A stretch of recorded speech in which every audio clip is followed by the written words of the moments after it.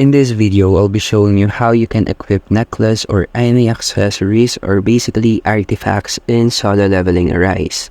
Well, the first step that you have to do is to click this box icon in the top right corner of the screen and then navigate through it and find artifacts. Well, this is the artifacts. Just click this and here you will see all the available artifacts that you can equip with your character.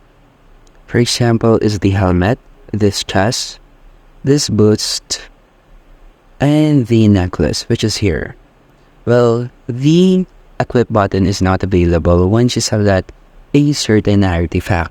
So how to equip them? Well, you need to head back to the main interface and then click this box icon again and click Song General, which is this icon.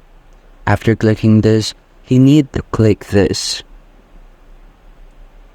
helmet icon on the bottom part of the screen and then select the artifact that you want to equip.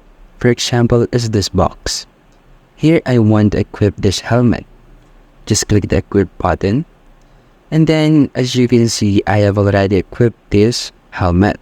So how to equip more artifacts? Just need to click the auto equip and it will automatically equip these artifacts by clicking the apply button.